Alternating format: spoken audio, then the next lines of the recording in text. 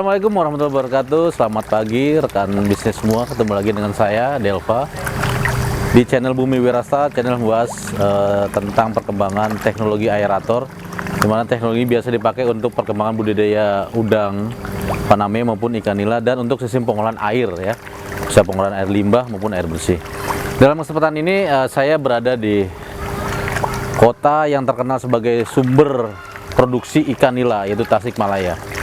Jadi beberapa waktu yang lalu ada kontak ke kami untuk penggunaan roots blower. Jadi rupanya si pemilik ini menggunakan Resun LP200 untuk rencananya untuk berapa kolam nih? 1, 2, 3, 4, 5, 6, 7, 8, 9, 10. Untuk 10 kolam diameter 5. Diameter 5 ada 1, 2, 3, 4, 5, 6, 7, 8. 8 diameter 5, 2 diameter 3. Menggunakan Resun LP200 awalnya gitu kan.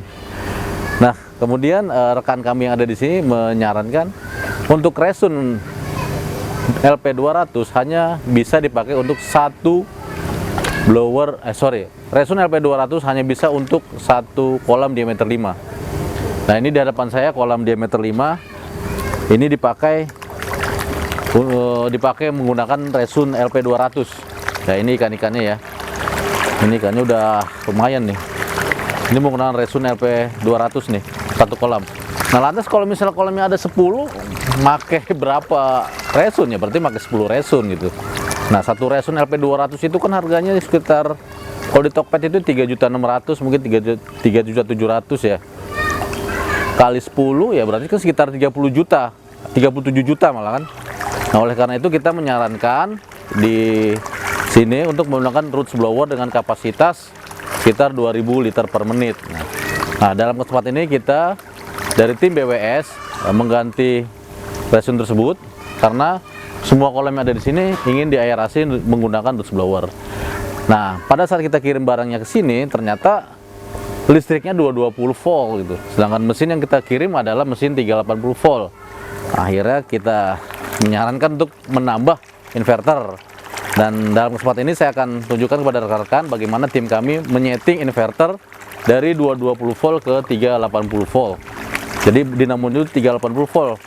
Kenapa tidak dinamo 220 volt? Karena kalau kita tetap menggunakan dinamo 220 volt itu ampere tinggi itu. Kalau ampere tinggi, pertama dari sisi biaya kita akan bayar listriknya itu tinggi. Dan dari sisi ketahanan motor juga ampere tinggi biasanya akan panas itu. Dan kita merekomendasikan justru kita turunkan ampernya ya. Jadi kita menggunakan alat yang namanya inverter ya. Jadi tegangan 220 volt dari rumah diproses dengan seperti kayak trafo gitu. Kemudian pada saat dia masuk ke dinamo tegangan menjadi 380 volt gitu. Dan bagaimana teknisnya nanti akan kita tunjukkan ya. Nah, jadi kita juga berdiskusi dengan beberapa petani yang ada di Tasik ini ya. Jadi mereka tuh banyak yang belum mengetahui sebenarnya berapa sih kebutuhan udara setiap kolam gitu kan. Nah, kita udah sampai pada sebuah kesimpulan, dan kesimpulan ini sudah diterapkan di beberapa tempat bahwa 1 kubik itu membutuhkan 25 liter udara per menit. Nah, dari 25 liter udara per menit apabila kita tes, itu akan menghasilkan DO bisa mencapai 8 ppm pada saat awal ikan ditebar. Nah, pada saat dia panen, itu turun menjadi sekitar 4 ppm. Dan ini masih sangat layak gitu. Masih sangat sangat bagus untuk perkembangan ikan gitu. Jangan sampai DO-nya itu di bawah 3 ppm. Karena untuk ikan nila itu sangat tidak bagus apabila DO-nya di bawah 3 ppm. Dan kalau bisa 4 ya itu sangat luar biasa gitu. Dan di situ kuncinya itu harus kita tahu, itu harus kita pahami. Jadi udara itu bukan sekedar anginnya keluar, terus titiknya berapa. Jadi harus diketahui juga titiknya itu isinya itu berapa liter gitu. Bukan hanya sekedar titik, tapi berapa liter udara yang diperlukan gitu. Nah, ini contoh ya. Ini Resun LP200 ya. Resun LP200 dia disorot ya. Ini aja, nempel aja. Resun LP 200, output 250 liter per menit, pressure 0,4. Ini artinya output ini 250 liter ini pada pressure-nya 0. Jadi pada pressure 0 dia 250 liter. Nah, pada kapasitas 250 liter ketinggian airnya juga 0 gitu. Nah, sekarang pada ketinggian 1 meter listriknya output liternya berapa gitu. Nah, berdasarkan grafik yang ada ya pernah saya presentasikan, itu kurang lebih kalau ketinggiannya 1 meter paling sekitar 180 sampai 200 liter per menit. Maka itu rekan-rekan harus lihat grafiknya ya, jangan biasanya kalau untuk produk-produk dari China atau Taiwan dia antara kapasitas dan pressure dia berbanding terbalik. Kalau kapasitasnya naik, pressure turun. Kalau kapasitasnya turun, pressure-nya naik. Makanya kenapa kalau Resun ini kalau untuk air 2 meter anginnya nggak keluar gitu. Karena memang begitu grafiknya dia berbanding terbalik. Nah, ini satu Resun ini untuk melayani satu kolam diameter 5 dengan kepadatan kurang lebih 100 sampai 150 ikan per kubik gitu. Dan ikannya sudah besar-besar ya. Dan ini rinciannya, dan ini akan kita ganti nih. Ini rincian pipa-pipanya ya, ini dari Resun. Ini kabelnya, bukan kabel, selangnya. Kita lihat nih, ini dia masih pakai batu aerasi. Ini cara lama ini. Sekarang sudah menggunakan diffuser. Ini pipa yang untuk diffuser udah kita rancang ya. Nanti sampai ini selesai ya, mungkin bulan depan nih panen baru diganti diffuser. Cuman beberapa kolam yang lain sudah menggunakan diffuser. Nah, sudah kita pasang diffuser nih.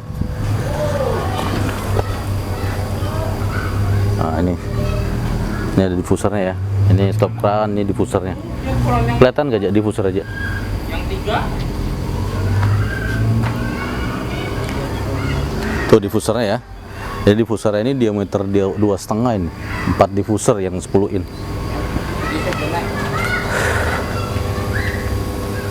Nah, itu udah di setting pipa-pipanya. Jadi ini udah kita ucapkan selamat tinggal nih pada batu aerasi.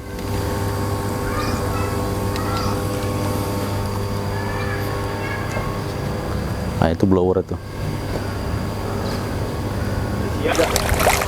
Sekian demikian tadi konten yang kita sampaikan kepada rekan semoga apa yang kita bawakan atau kita utarakan tadi memberikan kemanfaatan bagi kita semua ya. Saya punya pengalaman begini, orang-orang yang pembelajar dia mendapatkan informasi dari manapun termasuk dari kita, biasanya langsung praktek. Dan pengalaman saya, semua orang-orang yang bekerja sama dengan kita itu setelah dia mendapatkan informasi, dia berani langsung praktek. Dia tidak perlu lagi coba lihat yang mana yang udah pakai. Biasanya yang mau lihat-lihat yang mana yang udah pakai itu contoh itu biasanya malah nggak jadi. Emang kebanyakan nggak jadi yang udah. Biasanya udah ngeliat-ngeliat tempat lain udah jadi. Kebanyakan nggak jadi. Yang jadi itu rata-rata setelah dia pelajari, dia teliti, dia analisa dengan pengalaman dia, langsung dicoba dan 90% berhasil. Jadi keberhasilan atau kegagalan itu sebenarnya ada dalam diri kita sendiri, dan orang-orang pembaharu, berjiwa pembaharu bukanlah orang yang berjiwa peniru. Biasanya seorang leader itu berani mengambil resiko, dan seorang follower itu menjadi pengikut dari sang leader. Anda tinggal memilih mau jadi leader atau follower. Terima kasih. Assalamualaikum warahmatullahi wabarakatuh.